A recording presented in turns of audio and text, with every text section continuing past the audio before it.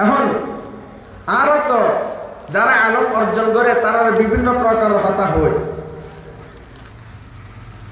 আলম অর্জন করে কি করিব? ইতারা তো চোরি না পার হাত না মারে 5,000 টাকা বেতন, যদিও বা হাত না পারে দুনিয়ার মধ্যে, যদিও বা তারা হন শান শৌকত নাই।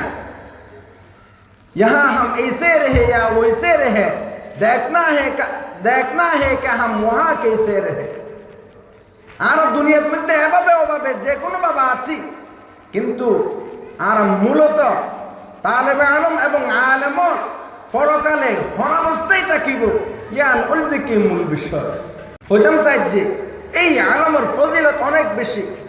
এবং শুধু আলমের ফজিলত নয়, আলেম হলের আল্লাহ রাব্বুল আলামিন কিয়ামতের ময়দানের মধ্যে ডাক মারি হইব, ইয়া মাশাআল উলামা তামাইয়াজু মিনহুম, হে আলেম সম্প্রদায় তোমরা সমস্ত মানুষ যারা আছে তারা তো আলাদা হয়ে যাবে। সমস্ত মানুষ হযরত আদম আলাইহিস সালাতু ওয়াস সালামের দুনিয়ারে এই পর্যন্ত কিয়ামত পর্যন্ত আনেওয়ালা সমস্ত মানুষ বেগুনরে এক জায়গার মধ্যে জমা করিব, আবার তার মধ্যে পৃথক হইব। কাফের এবং মুসলমান আলাদা হইব। মুসলমান অনেক মধ্যে যারা আলেম আল্লাহ রাব্বুল আলামিন ডাক মারিয়ে হইব, ইয়া মাশাআল উলামা, হে আলেম সম্প্রদায় তামাইয়াজু মিনহুম, তারা তুমি কি হয়ে যাবে? আলাদা হয়ে যাবে।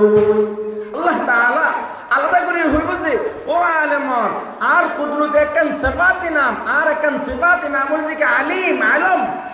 তোমার এই আলম আই এলেন দি তোমার জাহান্নামের মধ্যে দি বললাই, আর আলম তোমার দান নগরি কত গফরতু লাকুম, তোমার আয়া যে মাফ করে দিলাম। আলম হলরে আল্লাহ রাব্বুল আলামিন কিয়ামতের ময়দানের মধ্যে মাফ করে দিব।